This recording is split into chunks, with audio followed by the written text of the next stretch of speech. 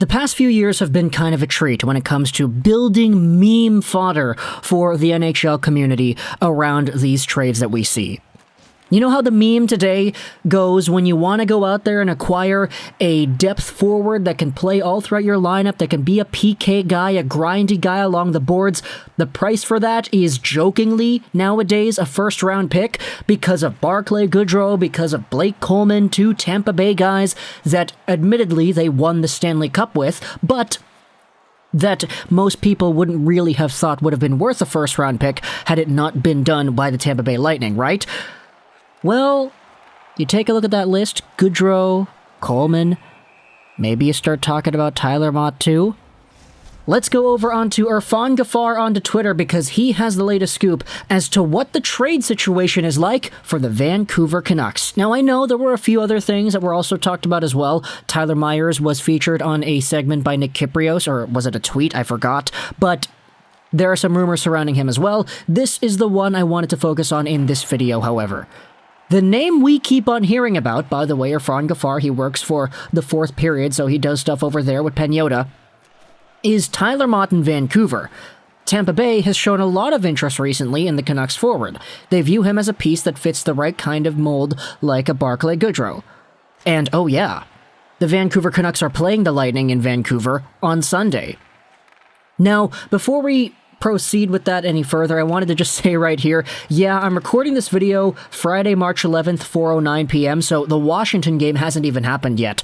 If Tyler Motte scores a beautiful Michigan goal or whatever, I currently, as I'm talking to you over the microphone, do not know that yet, so I apologize. But Tyler Motte being in the same conversation as a Barclay Goodrow to me, oh baby, it's music to my ears, and it's one of these situations where I'm starting to think, you know what, if there's a team that is going to go out there and really entertain this trade discussion. You know, I don't like to be teamist. I don't like to judge based off of, oh, this team's a lot better than the other team, so I want to talk to them instead. No, I'm not usually like that, but for this specific scenario, if it's Tampa Bay, I'm in.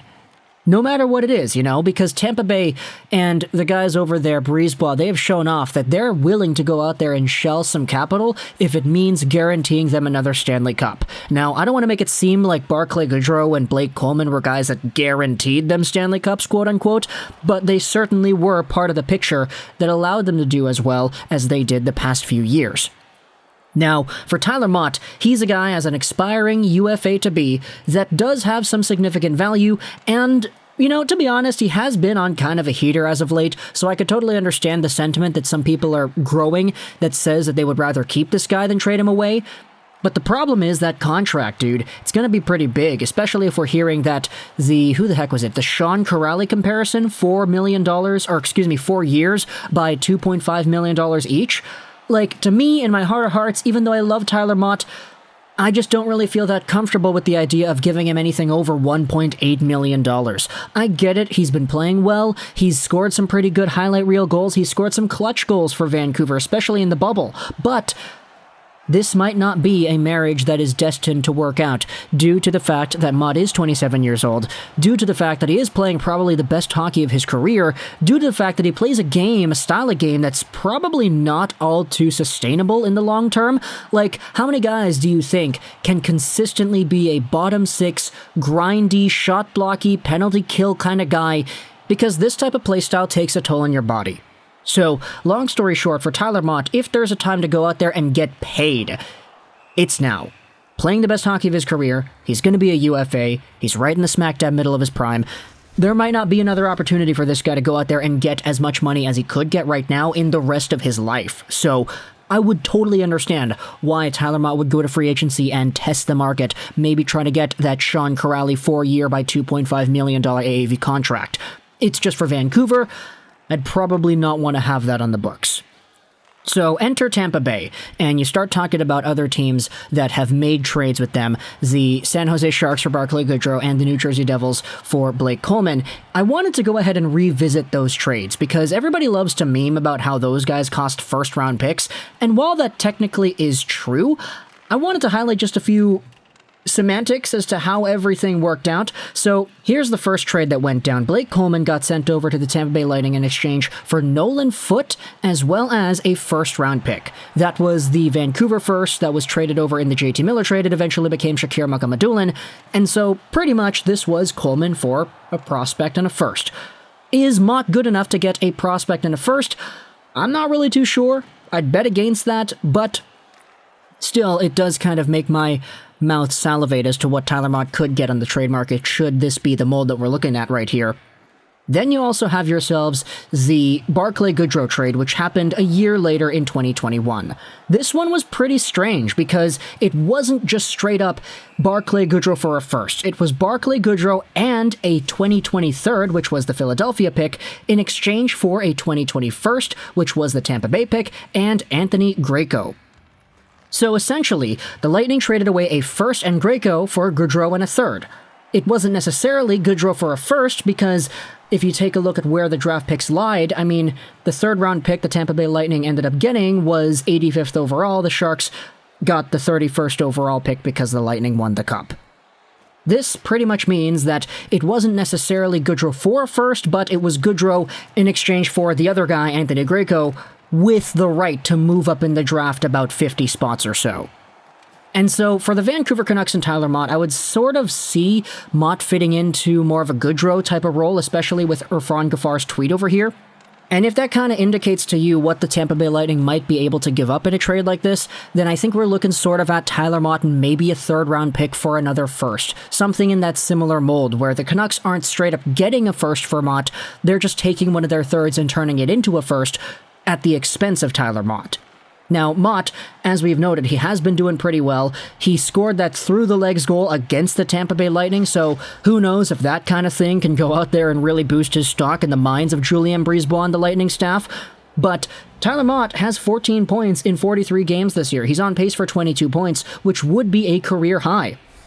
This is what I was saying. You go out there and you expect this guy to just PK, grinding along the boards, blocking some shots, and making some good reads to send the puck down the ice. You expect him to do all that, and then once crunch time comes around, it's always the Mottes, the Lamicos, and the Highmores that are getting involved and getting offensive production on the board.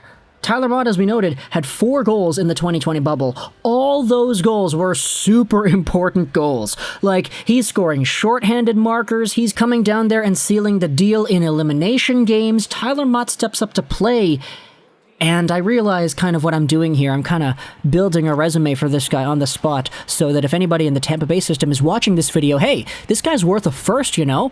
That Barclay-Goodrow allowed the Sharks to move up 50 spots. How about you give the Canucks another pick straight up for Tyler Motte?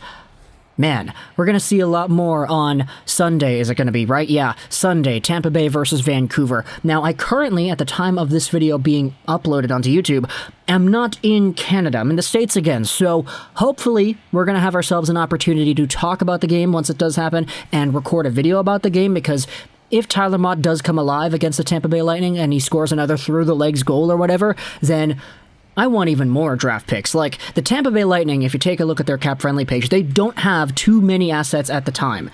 They have themselves 1 first-round pick this season, and that's pretty much it. The next pick they have in the 2022 draft is their 5th, and Tyler Motte is certainly not going out for a 5th. So, 2022 first, Tampa Bay, Tyler Motte, I like the sound of that. Let me know in the comments your thoughts about this Tyler Motte trade idea. If you're a Tampa Bay Lightning fan, what do you think about this? Because we know what you did with Goodrow. We know what you did with Blake Coleman.